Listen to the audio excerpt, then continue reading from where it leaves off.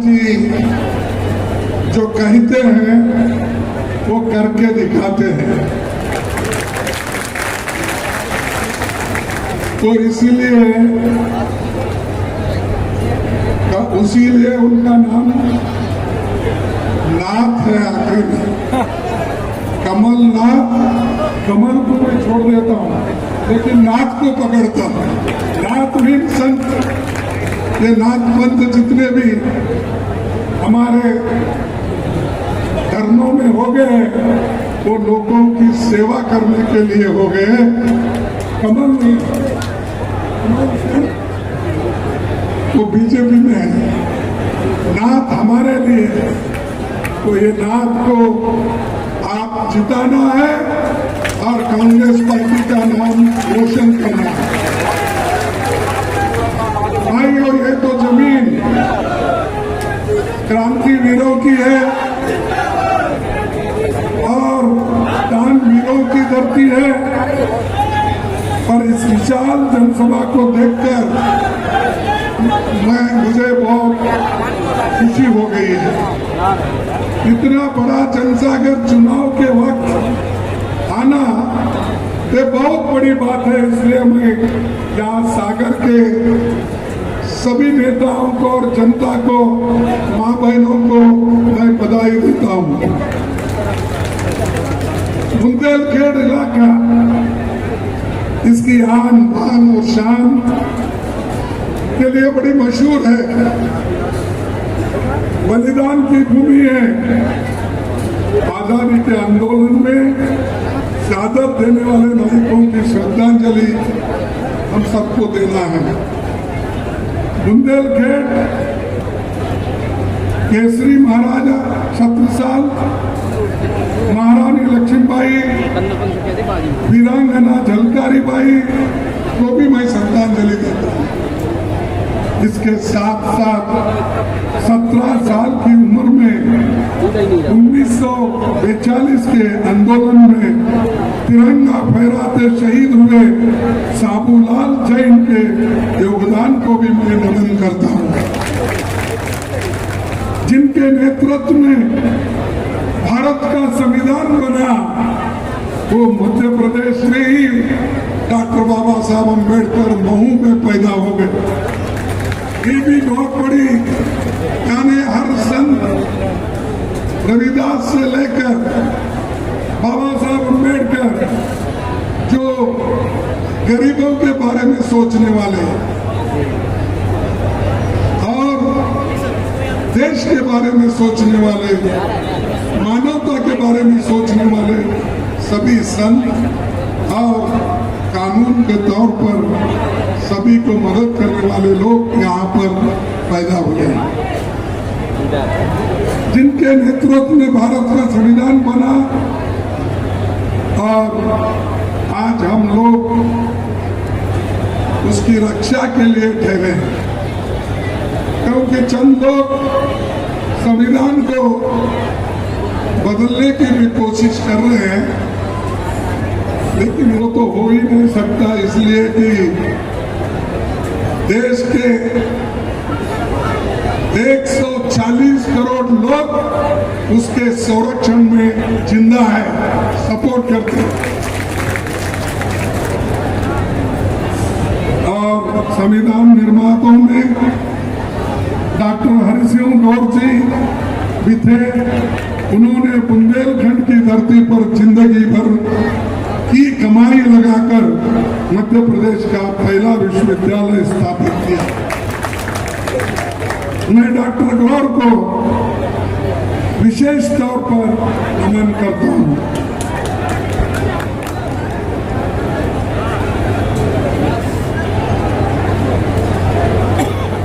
मोदी जी संत रविदास ये सिर्फ चुनाव में याद आए लगे। भाई आप 9 साल प्राइम मिनिस्टर है और चौहान भी 18 साल से यहाँ पर हुकूमत कर रहे हैं, लेकिन रविदास की मंदिर बनाने का याद अब आपको आया। क्यों आया? कि भाव के लिए रविदास जी को याद कर रहे हैं। जहां उनकी कोई स्मृति बनाना या यहाँ पर उनकी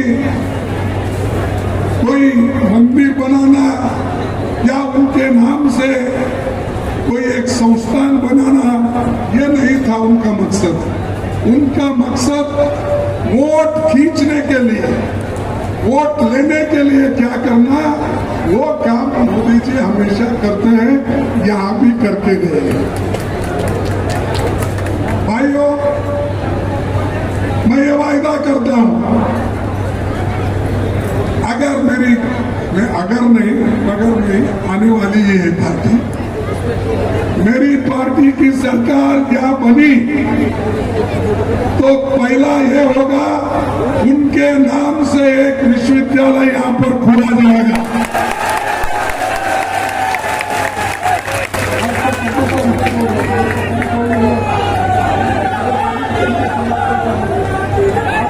मिशन से बोल रहा हूं कि संत रविदास के नाम से यहाँ विश्वविद्यालय खोला जाएगा।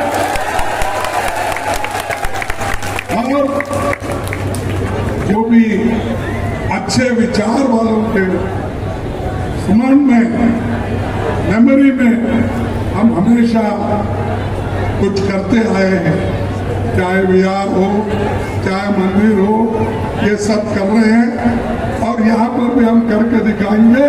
ये वोटों के लिए नहीं, हम जो करते हैं दिल से करते हैं, हम जो करते हैं लोगों के हित के लिए करते हैं।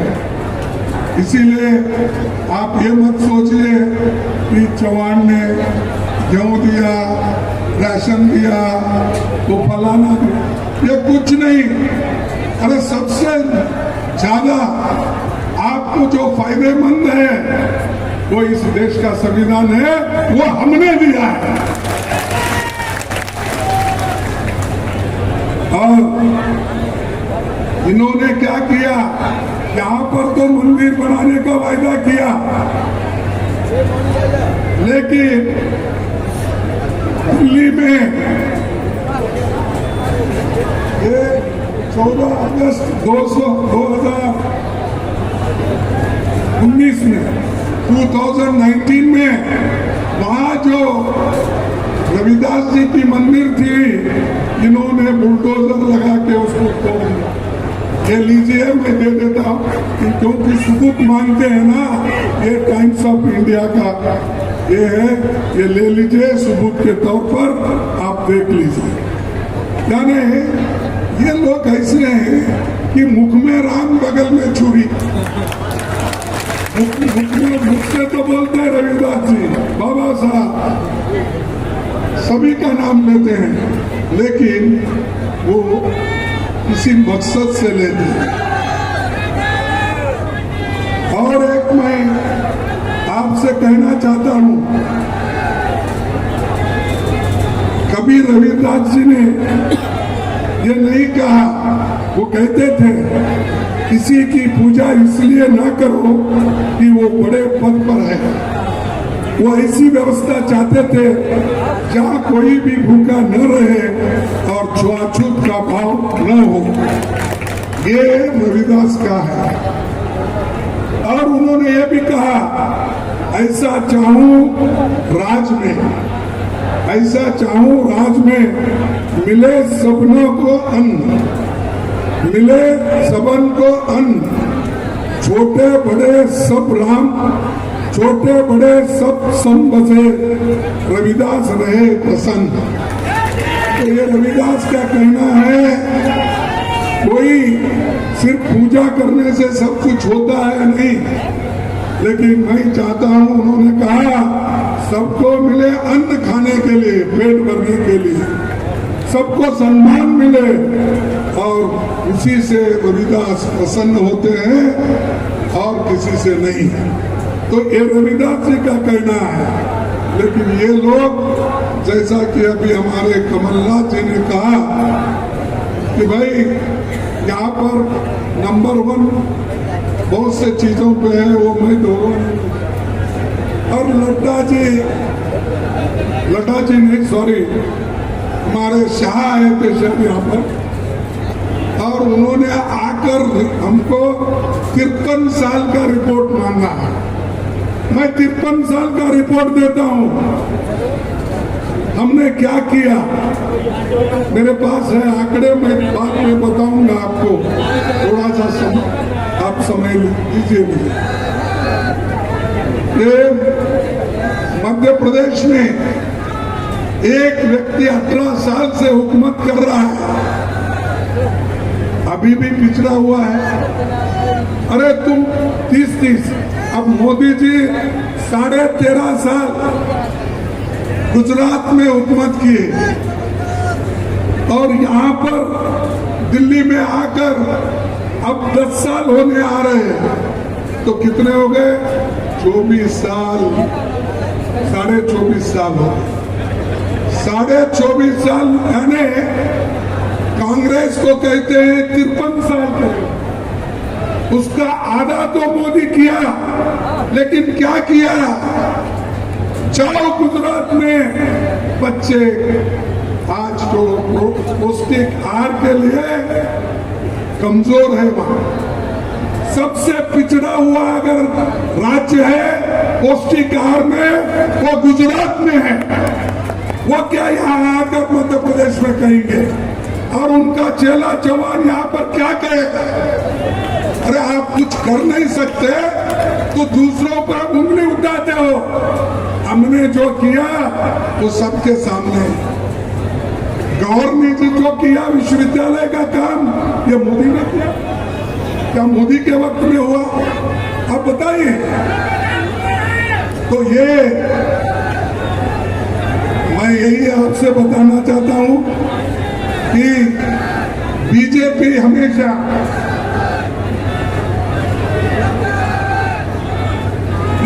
हमेशा जनादेश का अपमान करती है। देखिए, मध्य प्रदेश हम जीते,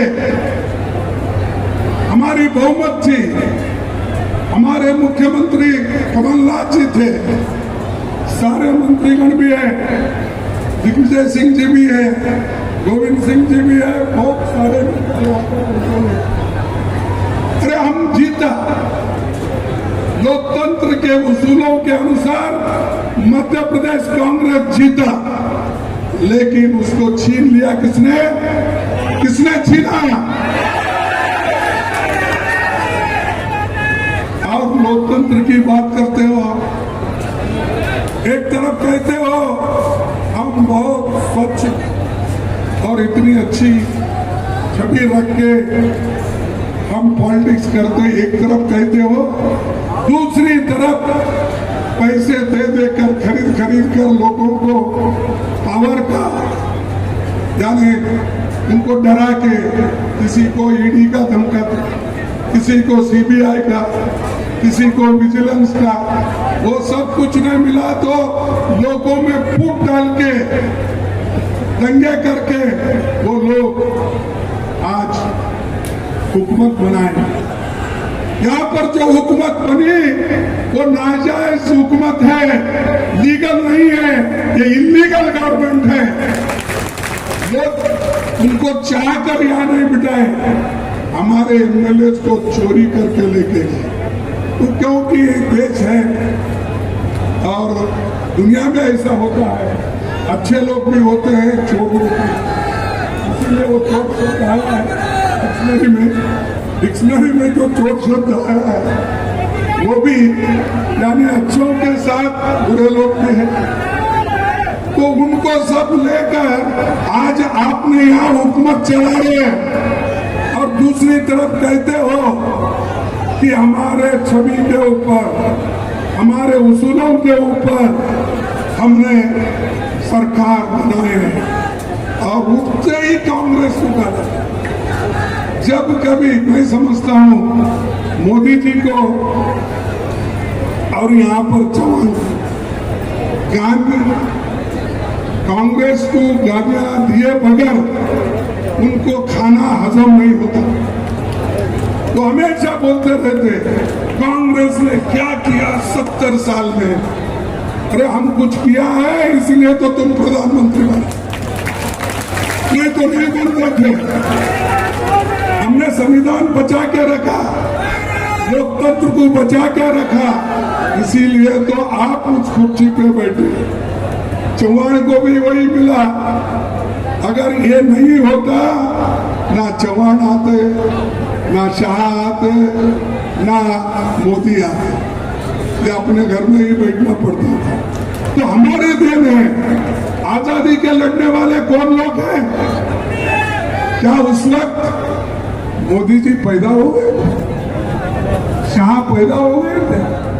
इतनी बड़ी बड़ी बातें करते हैं कि आजादी तो हम लाए, लोकतंत्र हम लाए, संविधान हमने बनाया, तो फिर भी हमको पूछते हैं आपने क्या किया?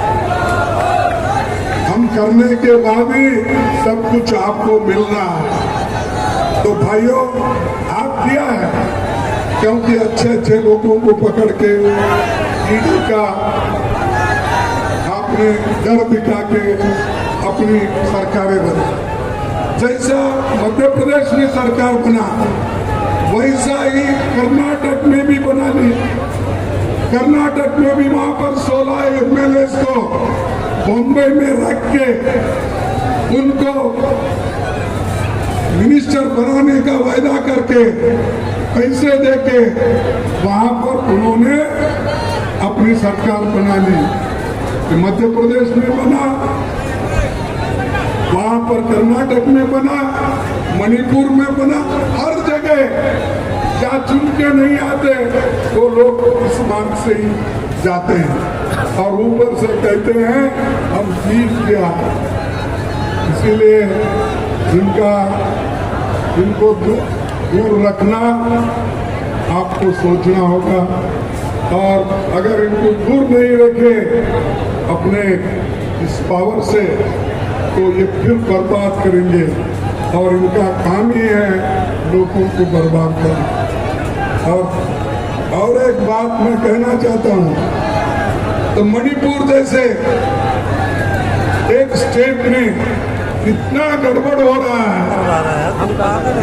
वहां पर मोदी साहब जाते ही नहीं, वहां पर मोदी साहब उसके बारे में बोलते नहीं, ना पार्लियामेंट में बोलते, ना सभा में बोलते, ना लोकसभा में बोलते। तो उन्होंने मुंह जब खोला कि पार्लियामेंट शुरू होने वाला है 11 बजे, तो 10:30 बजे वो मुंह खोल दिया कि मणिपुर के बारे में हमको सोचना है।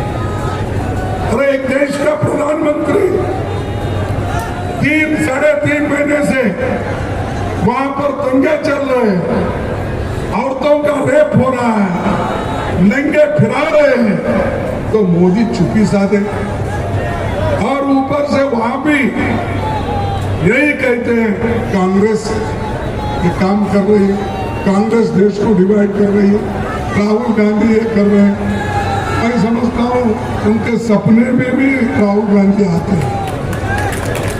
अरे राहुल गांधी ने ये काम करके बताया, 4000 किलोमीटर पैदल चल के भारत जोड़ो का काम उन्होंने किया। आप लोगों ने देखा है, यहां से भी गुजरी, मध्य प्रदेश से भी लोग कैसे जुड़े, क्योंकि कांग्रेस के ऊपर उनका भरोसा है, इसीलिए तो वो भारत जोड़ो यशस्वी हुआ। वो काम करे वो भी कांग्रेस को टीका करते रहे बीजेपी वाले, और भ्रष्टाचार के बारे में तो बोले, वहां पर तो कर्नाटक में 40% थी, और यहाँ कितना परसेंट है?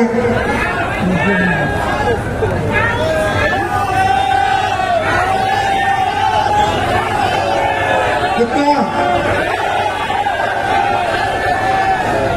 देखो, हम तो 40% को हटा दिए, आप कमलनाथ जी आप 50% वालों को बता देना हटाना।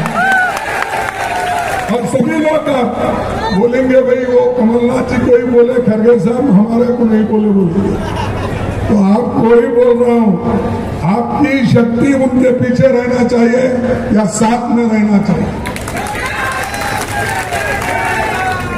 मैं हम तो किसी के खिलाफ किसी को बदला लेने का नहीं सोचते, हम हमेशा सबको अच्छा करते हुए आए। और एक बात मैं कहना चाहता हूं, बाबा साहब एक बात कहे थे, बदला लेने की नहीं, बदलाव लाने की जरूरत है। क्या बात है। ये ऐसा हमको किसी से हम बदलाव नहीं, उनको हम कोई द्वेष दृष्टि से नहीं देती, लेकिन वो छोड़ रहे नहीं हमारा पीछे। द्वेष के साथ हमारे लोगों को सताना, हमारे लोगों को बर्बाद करना, उनको जेलों में भेजना, ये काम वो कर रहे हैं। लेकिन वो खुद ब खुद आप उनको सिखाएंगे, और जब नवंबर में हमारी सरकार आएगी तब कुछ फिर उनको भी ये मुश्किल होगा, अरे हमने तो इतने सताया, हमारा क्या होगा बोल के वो लोग शायद यहाँ छोड़कर दिल्ली या बॉम्बे जाके बैठेंगे, क्योंकि उनको भी डर होता। लेकिन हम डराने वाले नहीं और डरने वाले भी नहीं, ये हमारा ये है। और दूसरी चीज, आज मध्य प्रदेश को बदनाम करने की काम यहाँ के बीजेपी और चीफ मिनिस्टर कर रहे हैं। बहुत से घटनाएं यहाँ पर घटी और मुझे भी मालूम है कि कौन क्या करता, क्योंकि मैं 27 साल मिनिस्टर रहा, 10 साल अपोजिशन लीडर रहा, 4 साल कांग्रेस अध्यक्ष रहा। मैं ब्लॉक कांग्रेस कमेटी से यहाँ तक आया हूँ। वो सोनिया गांधी जी का और राहुल गांधी जी का मेरे पर मेहरबानी है, और आपने वोट दिया, चुन के लाया, इसीलिए यहाँ पर ठहरा हूँ अपनी बात रखने के लिए। और बुंदेलखंड पैकेज, इसके लिए राहुल गांधी को कोशिश की है।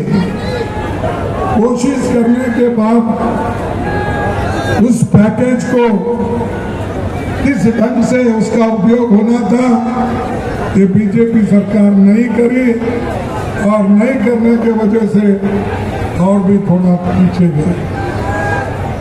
और पैकेज जब देते हैं तो उसको ठीक ढंग से लागू करना यहाँ काम उनका है, और जो दिया हुआ पैसा भी अगर ठीक ढंग से खर्च नहीं होता तो ये समझिए कि इनको लोगों के हिफाजत में, लोगों के भलाई में उनको कोई आशा नहीं है। तो इसलिए भाइयों, मैं यही आपसे गुजारिश करने के लिए यहाँ पर आया हूँ। ये जो अंधेरी नगरी चौपट राजा है यहाँ, इसमें आज क्या राज है, कमीशन राज है, घोटाला राज है, लूटपाट,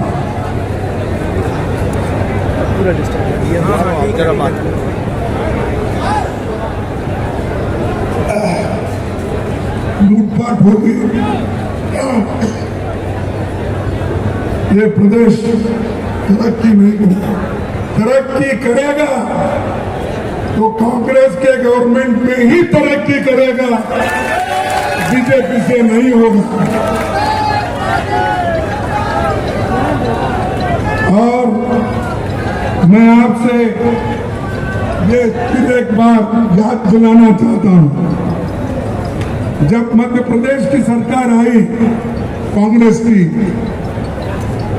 कमलनाथ जी उसके मुख्यमंत्री बने, किसान कर्ज मुक्त होंगे और एलपीजी गैस सिलेंडर केवल 500 रुपए में मिलेगा।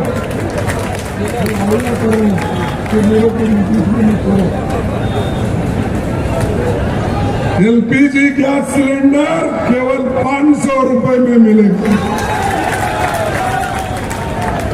महिलाओं को 1500 हर महीना मिलेगा। महिला को खुश होना चाहिए। हाथ उठाइए। ठीक है, 1500 रुपए देने का वायदा हम कर रहे हैं और पैसा हमारे पास आ गया तो और बड़ा देंगे आगे। 100 यूनिट तक बिजली बिल माफ। सरकारी कर्मचारियों के लिए ओल्ड पेंशन स्कीम, ये सभी चीजें हम आपके लिए करेंगे। और ये जो कांग्रेस सत्ता पर आने वाले कुछ वायदे हम किए और अध्यक्ष के तौर पर मैं आपसे वायदा करता हूं कि मध्य प्रदेश में कांग्रेस की सरकार बनने पर हम जाति जनगणना का भी कराएंगे। तो जाति जनगणना करने से मालूम होगा इसमें कौन से तबके के लोग गरीब हैं, पिछड़े हैं, लैंडलेस है, अशिक्षित है, ये सब बाहर आए। इसीलिए ये हम करके रहेंगे।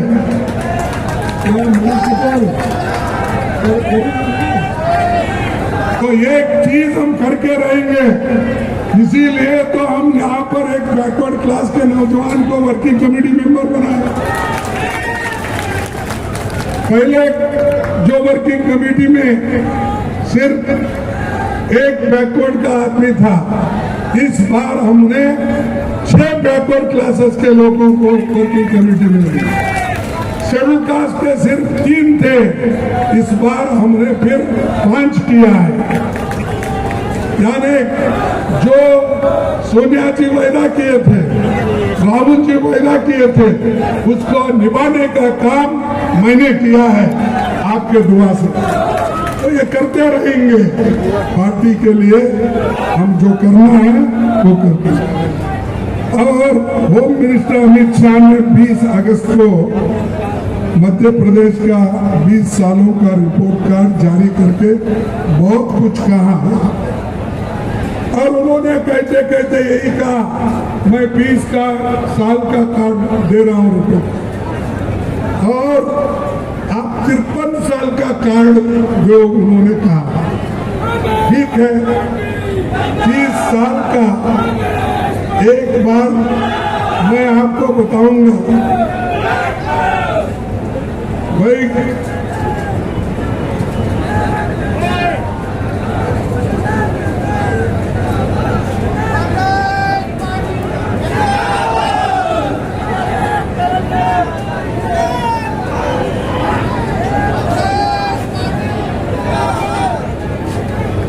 ये तो मैं आपको रिपोर्ट कार्ड दूंगा।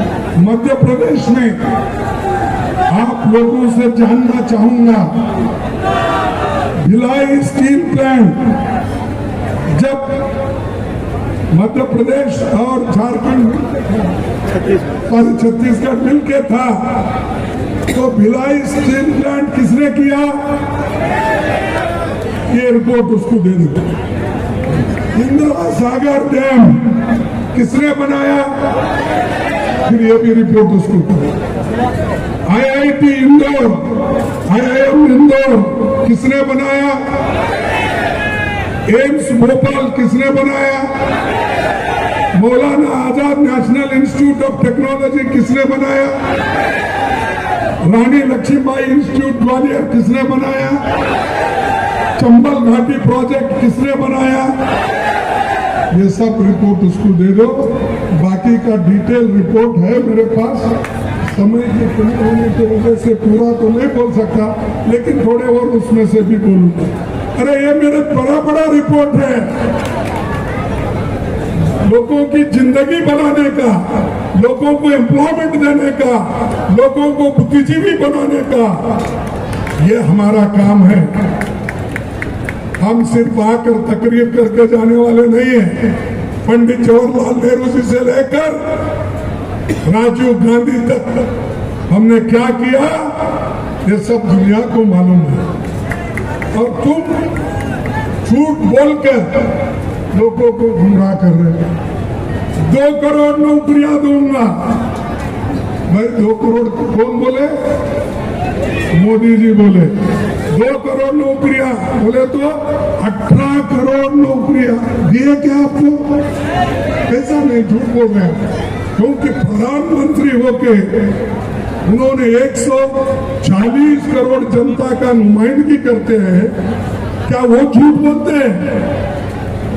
मैं समझता हूं आप 2 करोड़ नौकरियां, 18 करोड़ नौकरियां लेकर आप झूठ बोल रहे हैं। या तो आप झूठ होंगे या तो वो झूठ होंगे। कौन झूठ है? मोदी। 15-15 लाख हर एक के जेब में डालूंगा बोले। मिले क्या आपको? अरे ये तो प्रधान झूठ कैसा बोलता भाई? ये तो प्रधानमंत्री बोले सो बात है। तो प्रधानमंत्री झूठ है, झूठ है। और किसानों का दाम,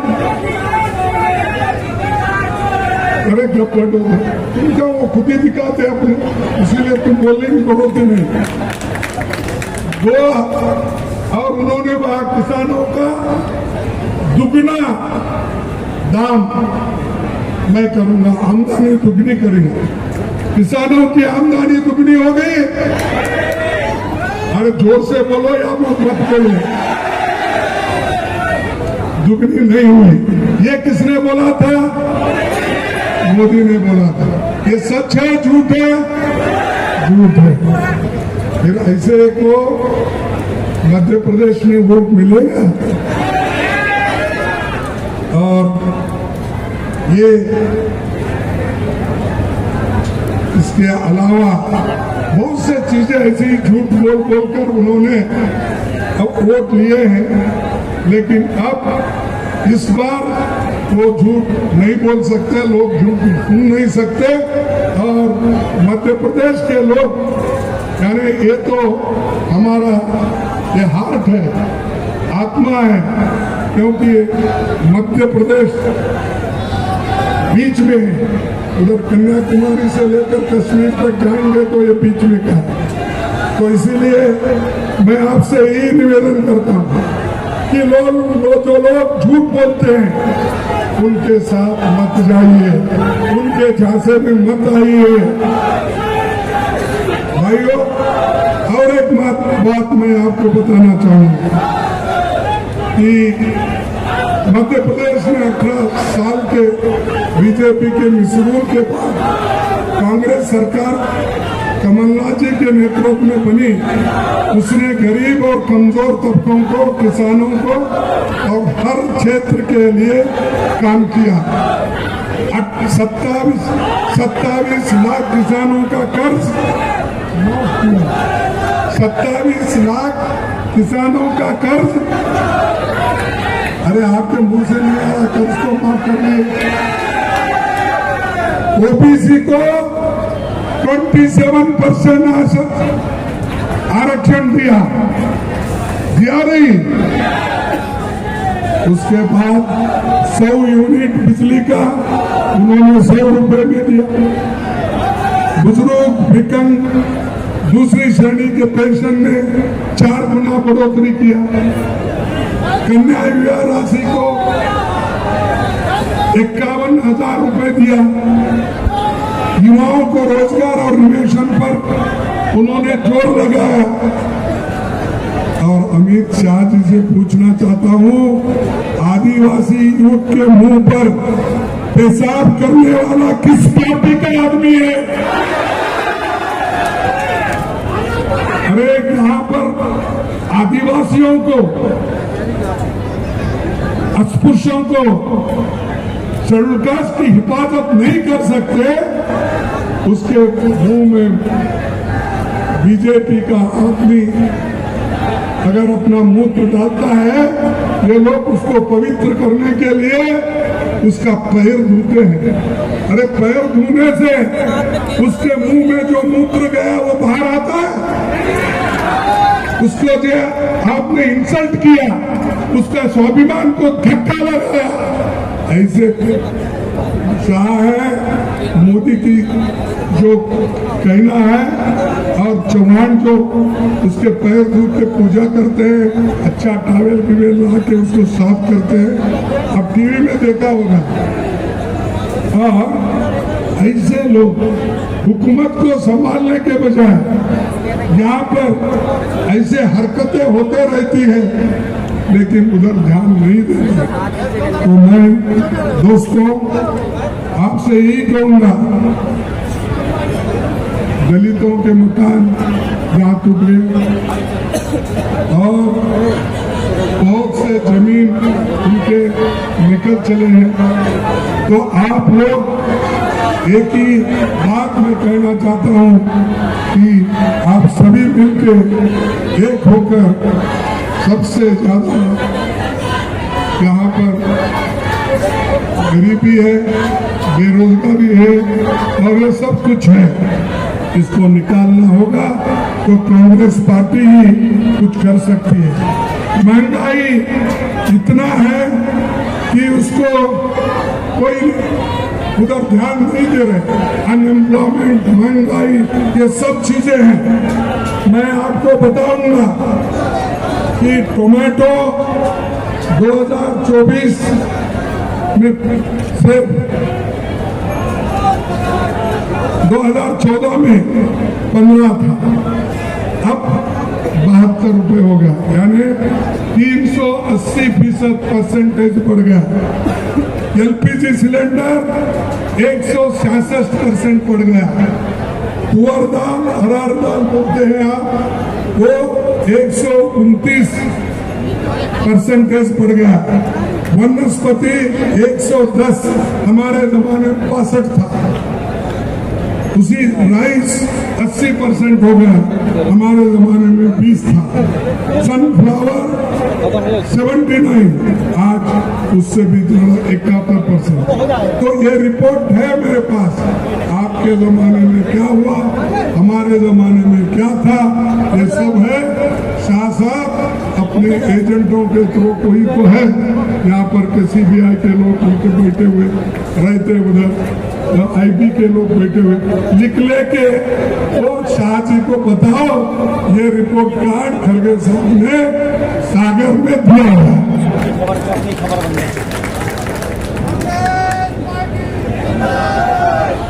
अब मैं ज्यादा वक्त नहीं लेता और 2-4 चीजें मैं आपको बताऊंगा, क्योंकि फिर मेरे को आना है, तो उस वक्त बाकी के बताऊंगा।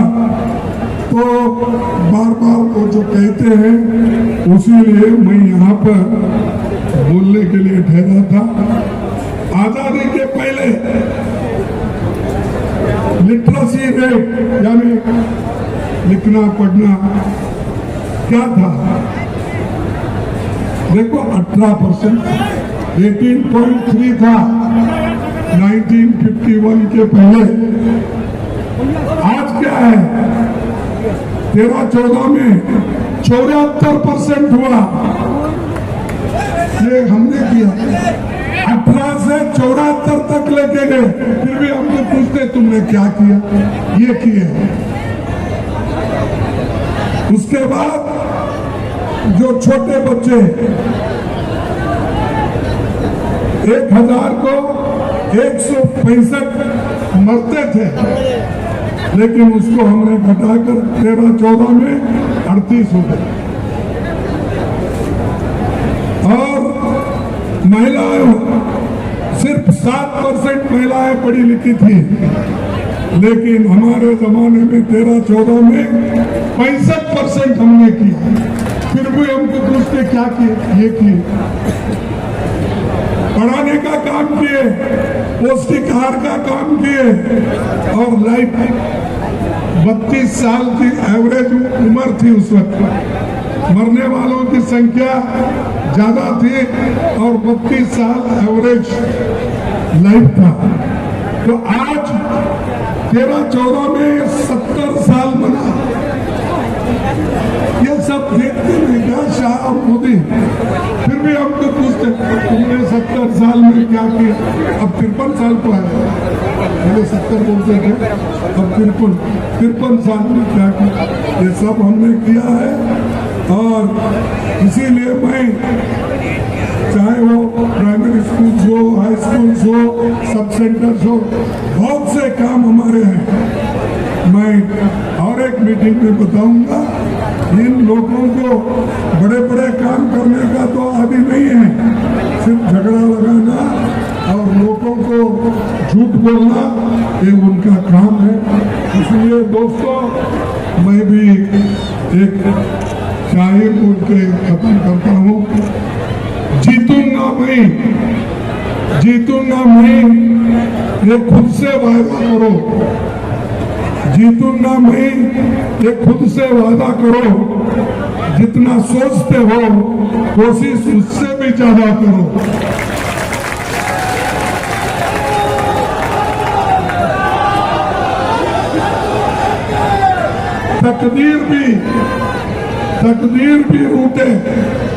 तकदीर भी रूठे पर हिम्मत नहीं टूटे। तकदीर भी रूठे पर हिम्मत ना टूटे। मजबूत इतना अपना इरादा करो। और भाइयों, हर कामयाबी पे आपका नाम होगा। हर कामयाबी में आपका नाम होगा। आपके हर कदम पे दुनिया का सलाम होगा। मुश्किलों का सामना हिम्मत से करना, मुश्किलों का सामना हिम्मत से करना, तो देखना एक दिन वक्त भी आपका गुलाम होगा। धन्यवाद। जय हिंद। जय हिंद। जय हिंद। जय हिंद। जय कांग्रेस।